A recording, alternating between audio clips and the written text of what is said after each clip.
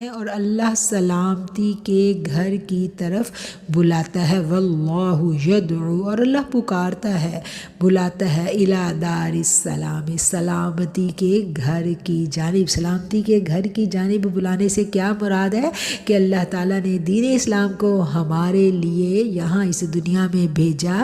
پیغمبر اسلام صلی اللہ علیہ وسلم نے ہمیں قرآن بھی دیا، اور اس قرآن پر عمل پیرا کیسے ہونا ہے یہ بھی ساری باتیں رسول اللہ صلی اللہ علیہ وسلم نے ہمیں سکھائیں۔ اور میرے رب نے قرآن میں کہہ دیا کہ یہ جو رسول میں نے تمہارے لیے بھیجے ہیں یہ تمہیں قرآن کی آیتیں بھی پڑھ کر بتاتے ہیں اور تمہارا تزکیہ نفس بھی کرتے ہیں۔ اس قرآن کو سمجھنے کے لیے، اس قرآن کے قوانین پر عمل درآمد کرنے کے لیے جس چیز کی ہمیں ضرورت ہے وہ ہے تزکیہ۔ اور تزکیہ جو ہے وہ رسول اللہ صلی اللہ علیہ وسلم کے ساتھ تعلق کو مضبوط کیے بنا ممکن نہیں ہے، اور یہی وہ رستہ ہے، یہی وہ سلامتی کا گھر ہے جس کی یہاں پر جو ہے وہ نشاندہی کی گئی ہے۔ اور اللہ سلامتی کے گھر کی طرف بلاتا ہے۔ سلامتی کا گھر سے کیا مراد ہے؟ دین اسلام اور رسول اللہ صلی اللہ علیہ وآلہ وسلم کی ذات اقدس، آپ کا گھرانہ، آپ کی آل اور آپ علیہ السلام کے اصحاب۔ نبی کریم صلی اللہ علیہ وسلم نے کہا کہ میرے صحابہ جو ہیں وہ ستاروں کی مانند ہیں، تم جس کی بھی چاہو پیروی کرو۔ آقا علیہ السلام نے ہمیں بتا دیا کہ میں تم میں دو چیزیں چھوڑے جا رہا ہوں، اللہ کی کتاب اور اپنے اہل بیت۔ تو کیا ہے کہ ان سب باتوں کی پیروی کرتے ہوئے جب ہم قرآن کریم کو پڑھیں گے تو قرآن ہمیں بڑی اچھی سی راہ دکھائے گا، اور اسی راہ پر جب ہم چلنے کی نیت کر لیں گے تو پھر میرا رب وہ رستے ہمارے لیے آسان سے آسان کرتا چلا جائے گا۔ اللہ تعالیٰ کہتا ہے کہ میں جس کو چاہتا ہوں وہ یہدی من یشاء، میں جس کو چاہتا ہوں اس کو سیدھے رستے کی جانب چلا دیتا ہوں۔ اور اللہ کس کے لیے چاہتا ہے؟ اس کے لیے اللہ کی چاہت ہے جو اللہ کی چاہت اپنے دل میں رکھتا ہے۔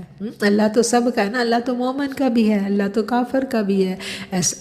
ایسا تو نہیں ہے کہ جو رزق ہے، جو دنیا کی نعمتیں اور آسائشیں ہیں وہ اللہ کے کہ یہ تو صرف میرے فرما برداروں کے لیے ہیں، تو جو مجھے نہیں مانتے میں ان کو تو دنیا میں روٹی پانی نہیں دوں گا، بند کر دوں گا آسائشیں ان کے لیے۔ ایسا نہیں ہے، سب اللہ کی مخلوق ہے، سب کے لیے دنیا میں سب کے لیے اللہ تعالیٰ نے ایک قانون بنا دیا کہ جو محنت مشقت کرے گا، جو جہاں بھی ہوگا اس تک میں رزق پہنچاؤں گا، اور میرا رب اپنی تمام مخلوقات کو رزق پہنچاتا ہے، ان کو سب کچھ دیتا ہے، لیکن ہدایت ہر کسی کو نہیں دیتا۔ ہدایت کس کو ملتی ہے؟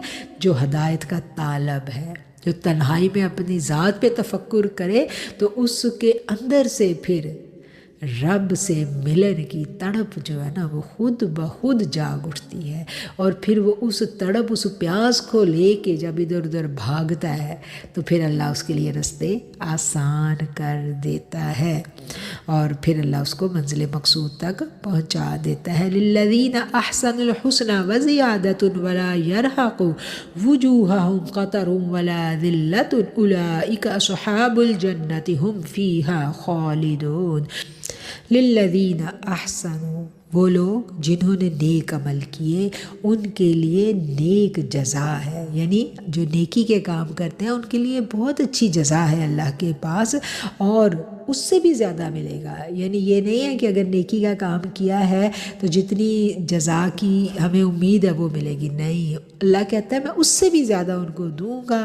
ولا یرہق وجوہہم قتر ولا ذلہ، اور ان کے چہروں پر کوئی غبار نہیں ہوگا، کوئی رسوائی اور ذلت کا غبار ان کے چہروں پر نہیں ہوگا۔ یہ ذلت اور رسوائی کا عذاب جو ہے نا، جو مبتلا ہوتا ہے اس کے چہرے پر دکھائی دینے لگتا ہے۔ اس دنیا میں بھی ایسے چہرے ہمیں نظر آتے ہیں نا، اور آخرت میں بھی۔ تو اللہ کیا کہتا ہے کہ جو میرے رستے پہ چلیں گے، جو میری رضا کے طالب ہوں گے، پھر ان کے چہروں پر کچھ بھی ایسا ذلت و رسوائی کا غبار نہیں ہوگا۔ یہی لوگ ہیں جو جنتی ہیں، اور وہ ان جنتوں میں ہمیشہ رہیں گے۔